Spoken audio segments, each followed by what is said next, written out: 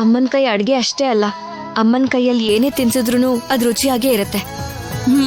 ಅವತ್ ರಾತ್ರಿನೂ ಅಷ್ಟೇ, ನಿಮ್ಮಿಬ್ರಿಗೆ ಕೈ ತುತ್ತು ತಿನ್ನಿಸ್ಬೇಕು ಅಂತಾನೆ ಬಂದೆ. ಅಷ್ಟ್ರಲ್ಲಿ ನೀನು ಹೊರಟೋದೆ. ಈಗ ನೋಡು, ಈ ಪರಿಸ್ಥಿತಿಲಿ ಬಂದಿದ್ಯಾ. ನಿನ್ ಕೈಯಾರೆ ನಾವಿಬ್ರು ಅನ್ನ ತಿನ್ಸ್ಕೋಬೇಕು ಅಂತ ಬರ್ದಿದೆ. ಅದಕ್ಕೆ ಹೊರಟೋಗಿದ್ ರಾಜಿ ಮತ್ತೆ ವಾಪಸ್ ಬಂದಿದ್ದಾಳೆ.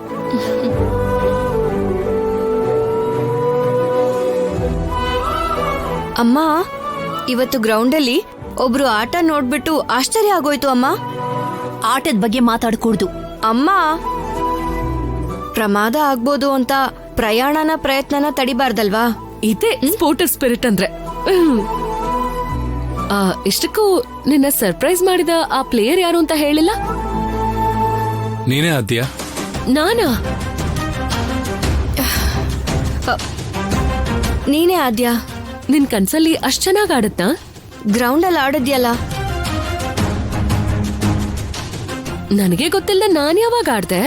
ನನ್ನ ಹತ್ರ ಆಡ್ಸಿದ್ಯಲ್ಲ, ಆಗ್ಲೇ ನಿನ್ನಲ್ಲಿರೋ ಒಳ್ಳೆ ಹಾಕಿ ಪ್ಲೇಯರ್ನ ನಾನು ಗುರ್ತಿಸ್ದೆ.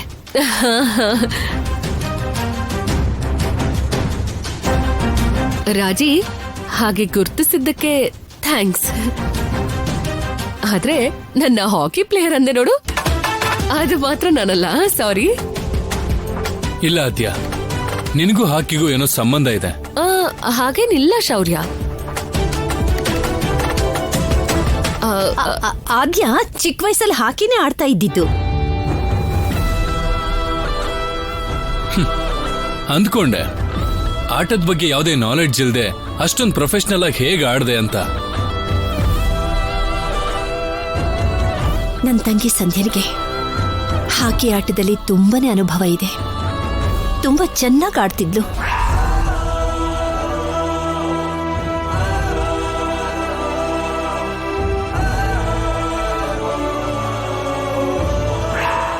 ಎಷ್ಟೇ ಆದ್ರೂ ಅದೇ ರಕ್ತ ಅಲ್ವಾ, ಅದಕ್ಕೆ ಇವಳು ಚೆನ್ನಾಗಿ ಆಡ್ತಾಳೆ.